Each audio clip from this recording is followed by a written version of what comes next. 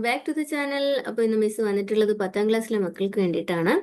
നമ്മൾ മൂന്നാമത്തെ യൂണിറ്റിലെ, അതായത് ദിലോം കാ മിലൻ എന്ന യൂണിറ്റിലെ 2 ചാപ്റ്റേഴ്സ് പഠിച്ചു കഴിഞ്ഞു.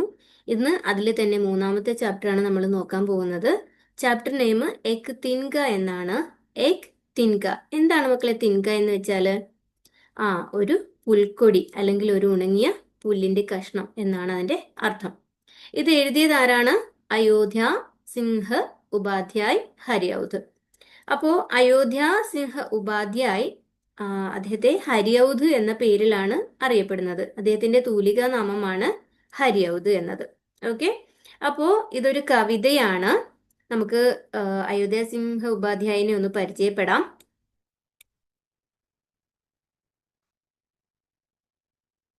നോക്കിയ മക്കളെ, പേജ് നമ്പർ 67. अयोध्या सिंह उपाध्याय हरियौध का जन्म उत्तर प्रदेश में हुआ था. उनकी कृति प्रिय प्रवास को खड़ी बोली का पहला महाकाव्य कहा जाता है. काव्य के साथ ही उन्होंने गद्य विधा में भी महत्वपूर्ण योगदान दिया है. वैदेही वनवास, रुक्मिणी परिणय आदि उनकी प्रमुख रचनाएं हैं.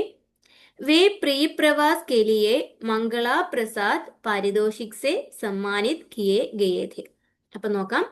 अयोध्या सिंह उपाध्याय हरियौध का जन्म उत्तर प्रदेश में हुआ था. അയോധ്യ സിംഹ് ഉപാധ്യായ് ഹരിയൗധ് എവിടെയാണ് ജനിച്ചത്? ഉത്തർപ്രദേശിലാണ് ജനിച്ചത്. उनकी कृति प्रिय प्रवास को खड़ी बोली का पहला महाकाव्य कहा जाता है. അദ്ദേഹത്തിന്റെ പ്രിയപ്രവാസ് എന്ന കൃതി ഖടി ബോലിയിലെ ആദ്യത്തെ ഇതിഹാസ കാവ്യമായി കണക്കാക്കപ്പെടുന്നു. काव्य के साथ ही उन्होंने गद्य विधा में भी महत्वपूर्ण योगदान दिया है. അപ്പൊ എന്താണ്? കവിതയ്ക്കൊപ്പം ഗദ്യത്തിലും അദ്ദേഹം ഗണ്യമായ സംഭാവനകൾ നൽകിയിട്ടുണ്ട്. വൈദേഹി വനവാസ്, രുക്മിണി പരിണയ് ആദി ഉൻകി പ്രമുഖ് രചനായേ ഹെ. അപ്പോൾ അദ്ദേഹത്തിന്റെ പ്രധാനപ്പെട്ട കൃതികൾ ഏതൊക്കെയാണ്?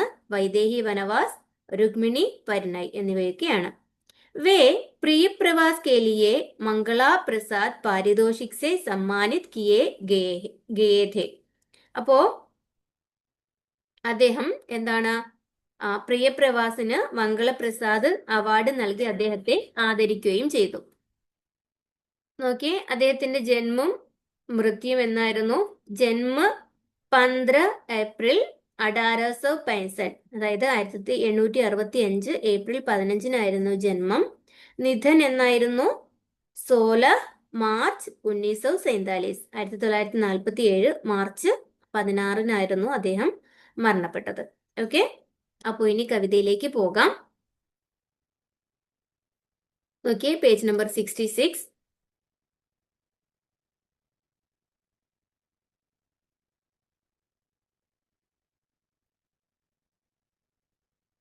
मैं घमंडों में भरा एंडा हुआ, एक दिन जब था मुंडेरे पर खड़ा, अचानक दूर से उठता हुआ, एक तिनका आंख में मेरी पड़ा.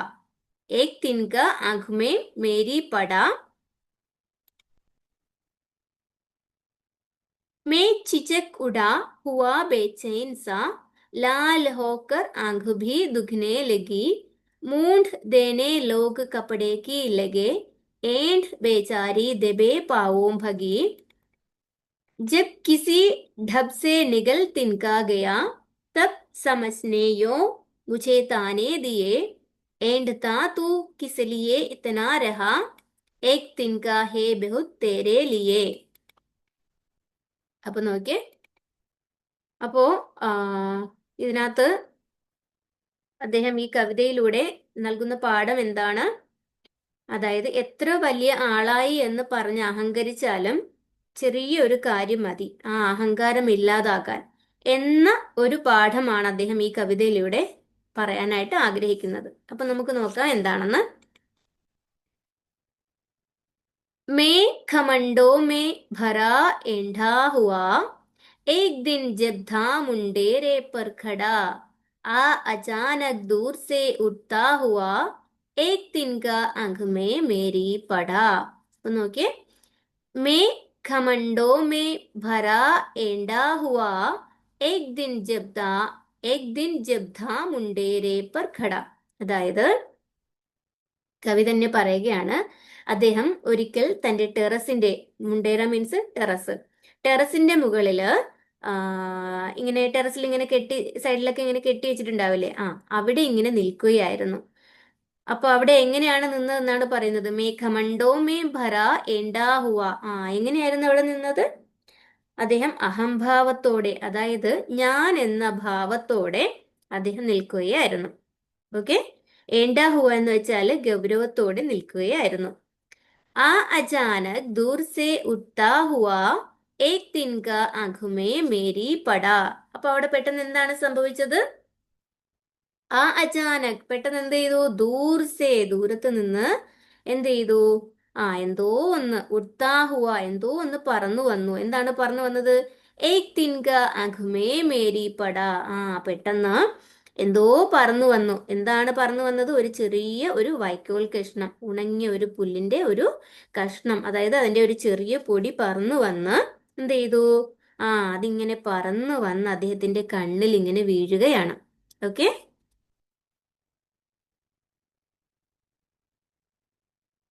मैं झिझक उठा हुआ बेचैन सा लाल होकर आंख भी दुखने लगी मूंढ देने लोग कपड़े की लगे एंड बेचारी दबे पावों भगी. അപ്പൊ എന്താണ്? മേ ചിചക് ഉടാ ഹുവാ ബേചൈൻ സാ ലാൽ ഹോക്കർ ആംഖ് ഭി ദുഖ്നെ ലഗി. അപ്പോ എന്താണ് അവിടെ സംഭവിച്ചത്? അങ്ങനെ ആ പൊടി ഇങ്ങനെ കണ്ണിൽ വീണു. ഞാൻ പെട്ടെന്ന് എന്ത് ചെയ്യണമെന്നറിയാത്ത സ്ഥിതിയിലായി പോയി എന്നാണ് പറയുന്നത്.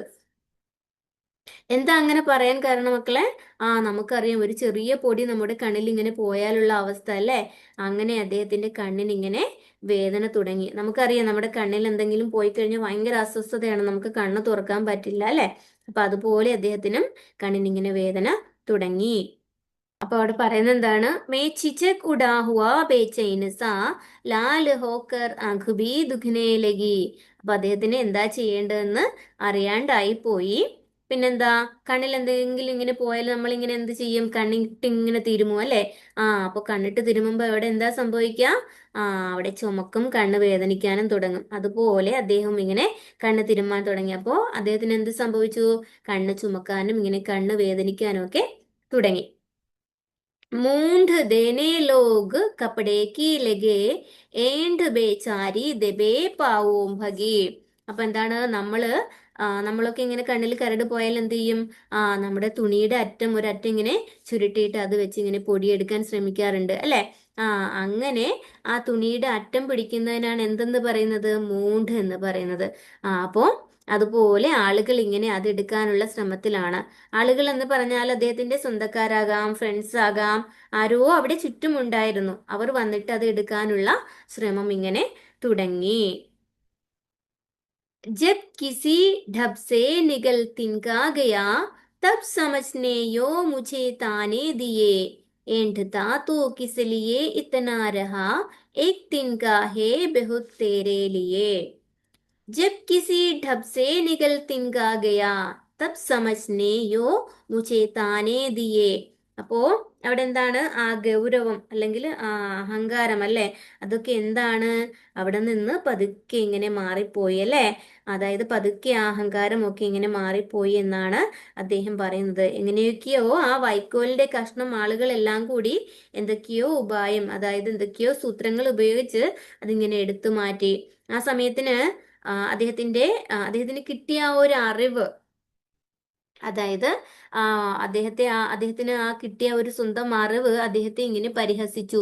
എന്തിനാ നീ ഇത്രയും ഗൗരവം കാണിക്കുന്നത് അല്ലെങ്കിൽ അഹങ്കരിക്കുന്നത്? ഏണ്ടത്താ തൂ കിസ് ലിയേ ഇത്തനാ രഹാ എക് തിൻകാ ഹേ ബഹുത് തേരേ ലിയേ. നിനക്ക് ഒരു ചെറിയ വൈക്കോലിന്റെ കഷ്ണം മതിയല്ലോ അഹങ്കാരം ഇല്ലാതാക്കാൻ എന്ന് സ്വന്തം അദ്ദേഹത്തിന്റെ വിവേകം അദ്ദേഹത്തെ പരിഹസിച്ചു കൊണ്ട് പറയുന്നത് പോലെ അദ്ദേഹത്തിന് തോന്നി. അപ്പോൾ ഇവിടെ അഹങ്കാരം ഇല്ലാതാക്കിയത് എന്താണ് മക്കളെ? ചെറിയൊരു പുല്ലിന്റെ കഷ്ണമാണ് അല്ലെ? അപ്പൊ കവി പറയുന്നത് എന്താണ്? നീ എന്തുകൊണ്ടാണ് ഇത്രയും അഹങ്കരിച്ചത്? നിന്റെ അഹങ്കാരം ഒരു നിമിഷം നേരം കൊണ്ട് ആ വൈക്കോലിന്റെ കഷ്ണം ഇല്ലാതാക്കി എന്നാണ് പറയുന്നത്. ഒരു നിമിഷം കൊണ്ട് തന്നെ നിന്റെ അഹങ്കാരം ഇല്ലാതായി. എന്തുകൊണ്ടാണ് നീ ഇത്രയും അഹങ്കരിക്കുന്നത് എന്നാണ് കവി ചോദിക്കുന്നത്. അപ്പോൾ മക്കൾക്ക് മനസ്സിലായി എന്ന് വിചാരിക്കുന്നു. ഇതുവരെ സബ്സ്ക്രൈബ് ചെയ്യാത്തവരാണെങ്കിൽ ഒന്ന് സബ്സ്ക്രൈബ് ചെയ്യുക. ഓക്കെ, എല്ലാവരും നന്നായിട്ട് പഠിക്കുക. ഒപ്പം നോട്ടിഫിക്കേഷന് വേണ്ടിയിട്ട് ബെൽ ബട്ടൺ കൂടി ഒന്ന് അമർത്തുക. ഓക്കെ, ഇനി അടുത്ത വീഡിയോയിൽ കാണാം. താങ്ക്